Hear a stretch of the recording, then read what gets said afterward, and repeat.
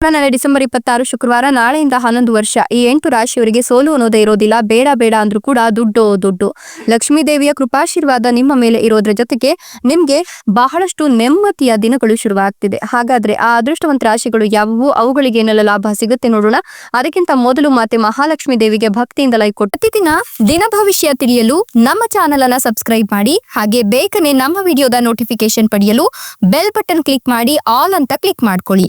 ಇನ್ನು ನಿಮ್ಮ ಜೀವನದ ಸಕಲ ಸಮಸ್ಯೆಗಳಾದಂತಹ ಸತಿಪತಿ ಕಲಹ, ಪ್ರೀತಿಯಲ್ಲಿ ಮೋಸ, ಭೂಮಿ ವಿಚಾರ, ಕೋರ್ಟ್ ಕೇಸ್, ವ್ಯಾಪಾರ, ಹಣಕಾಸಿನ ತೊಂದರೆ, ಸಾಲಬಾಧೆ, ಸ್ತ್ರೀಯರ ಗುಪ್ತ ಸಮಸ್ಯೆ, ಹೀಗೆ ಹಲವಾರು ಸಮಸ್ಯೆಗಳಿಗೆ ಶಾಶ್ವತ ಪರಿಹಾರ ಮಾಡಿಕೊಡ್ತಾರೆ. ಡಿಸ್ಪ್ಲೇ ಮೇಲೆ ಕಾಣ್ತಕ್ಕಂಥ ಗುರೂಜಿ ನಂಬರ್ಗೆ ಒಮ್ಮೆ ಕರೆ ಮಾಡಿ ನೋಡಿ. ಹೌದು, ನಾಳೆ ಡಿಸೆಂಬರ್ 26 ಶುಕ್ರವಾರದ ಜೊತೆಗೆ ನಾಳೆಯಿಂದ 11 ವರ್ಷ ಈ 8 ರಾಶಿಯವರಿಗೆ ಸೋಲು ಅನ್ನೋದೇ ಇರೋದಿಲ್ಲ. ಲಕ್ಷ್ಮೀ ದೇವಿಯ ಕೃಪಾಶೀರ್ವಾದದಿಂದಾಗಿ ಬೇಡ ಅಂದ್ಕೊಂಡ್ರು ಕೂಡ ಇವರ ಜೀವನದಲ್ಲಿ ದುಡ್ಡು ಅಂತ ಹೇಳಲಾಗ್ತಾ ಇದೆ.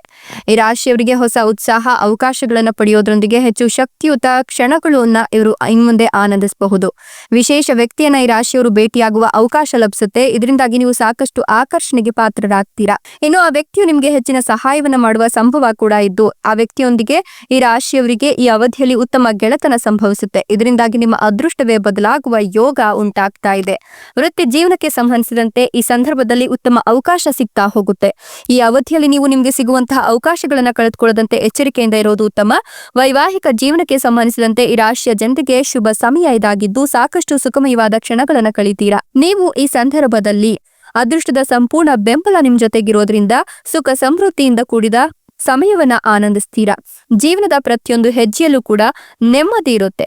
ಈ ಸಂದರ್ಭದಲ್ಲಿ ನಿಮ್ಗೆ ಹಠಾತ್ ಆರ್ಥಿಕ ಪ್ರಯೋಜನಗಳಾಗುವ ಲಕ್ಷಣಗಳು ಇದ್ದು, ನೀವು ಈ ಒಂದು ಸಂದರ್ಭದಲ್ಲಿ ಸಾಕಷ್ಟು ಸಕಾರಾತ್ಮಕ ಉತ್ಸಾಹವನ್ನ ಹೊಂದಿ ಯಶಸ್ಸನ್ನ ಗಳಿಸುವ ಸಾಧ್ಯತೆ ಮತ್ತಷ್ಟು ಹೆಚ್ಚಳವಾಗ್ತಾ ಇದೆ. ನಿಮ್ಮ ಸಂಬಂಧದಲ್ಲಿ ಮಾಧುರ್ಯ ನೆಲೆಸುತ್ತೆ.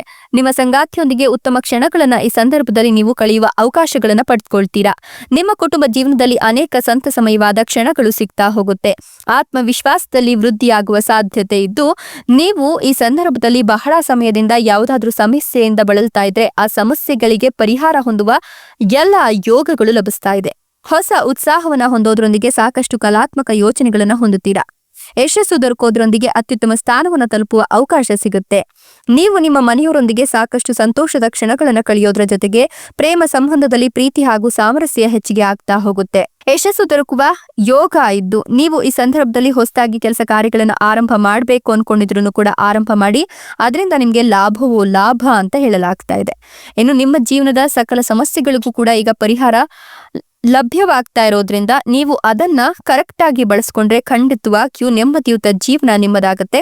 ಮಕ್ಕಳಿಲ್ಲ ಅಂತಕ್ಕಂಥವರಿಗೆ ಮಕ್ಕಳ ಯೋಗ ಕೂಡ ಇದೆ. ಕಷ್ಟದ ಕೆಲಸಗಳನ್ನ ಸುಲಭವಾಗಿ ಮಾಡಿ ಮುಗಿಸ್ತೀರಾ.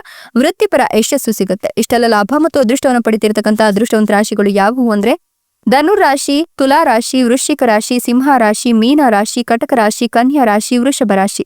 ಇವುಗಳಲ್ಲಿ ನಿಮ್ಮ ರಾಶಿ ಇದ್ದರೂ ಇಲ್ಲದಿದ್ದರೂ ಭಕ್ತಿಯಿಂದ ಓಂ ನಮೋ ಮಾತೆ ಮಹಾಲಕ್ಷ್ಮೀ ದೇವಿಯೇ ಅಂತ ಕಮೆಂಟ್ ಮಾಡಿ. ಧನ್ಯವಾದಗಳು.